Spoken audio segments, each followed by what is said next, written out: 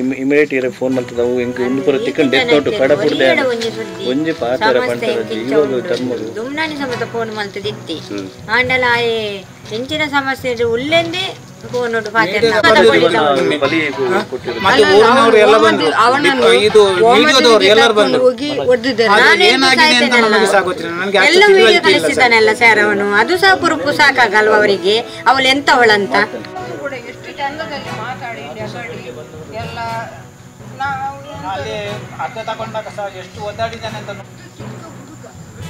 ಅವನಿಗೆ ಎಷ್ಟು ಹಿಂಸೆ ಇರಬೇಕು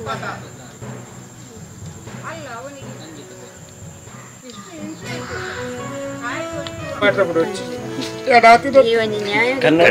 ಅದಕ್ಕೋಸ್ಕರನೇ ನಾವು ಕನ್ನಡದಲ್ಲಿ ಮಾತಾಡಲಿಲ್ಲ ಕನ್ನಡ ಪಂಡ್ಲೆ ನಿಕ್ಲ ಒಂದು ಎಂಚಿನ ಪರ ಅಂದಾರು ಒಂದು ಮಲ್ಪೇರು ಕನ್ನಡದಲ್ಲಿ ಕನ್ನಡ ಹೇಳ್ಬೋದಲ್ಲ ಎಲ್ಲ ಬರ್ದಿಟ್ಟಿದ್ದಾನೆ ಇವನನ್ನು ಜಾಗ್ರತೆ ಅಂತ ಸಹ ಬರ್ದಿಟ್ಟಿದ್ದಾನೆ ಅದೇ ನೋಡಿ ನಮಗೆ ಗೊತ್ತು ಇವನ್ ದಿವಸ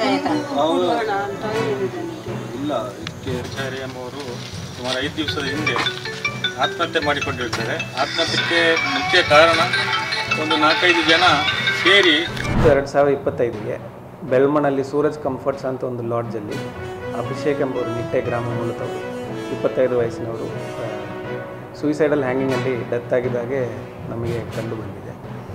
ಅವರು ಲೇಡಿ ಘೋಷ್ನಲ್ಲಿ KMCಯಿಂದ ಕಾಂಟ್ರಾಕ್ಚುಯಲ್ ಬೇಸಿಸ್ ಮೇಲೆ ಟೆಕ್ನಿಷಿಯನ್ ಕೆಲಸ ಮಾಡ್ತಾಯಿದ್ರು ಅಂತ ನಮಗೆ ಮತ್ತೆ ಗೊತ್ತಾಗಿದೆ.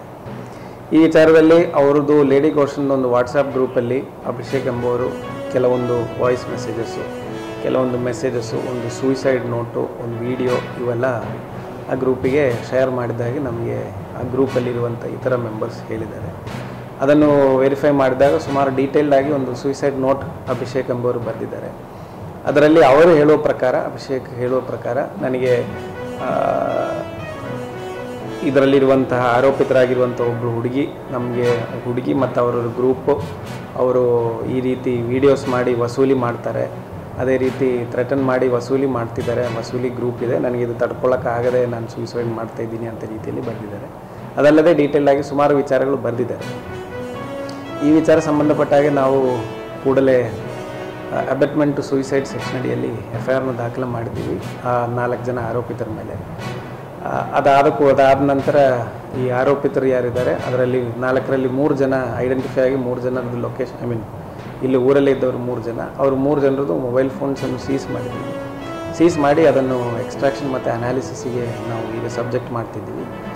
ವಿಕ್ಟಿಮ್ ಆಗಿರುವಂತಹ ಅಭಿಷೇಕ್ ಯಾರಿದ್ದಾರೆ ಅವ್ರದ್ದು phone at the time of death ಮತ್ತು ಆ ಟೈಮಲ್ಲಿ ನಮಗೆ ಆ್ಯಕ್ಸಸ್ ಮಾಡೋಕ್ಕಾಗ್ತಿತ್ತು, ಲಾಕ್ ಆಗಿರಲಿಲ್ಲ.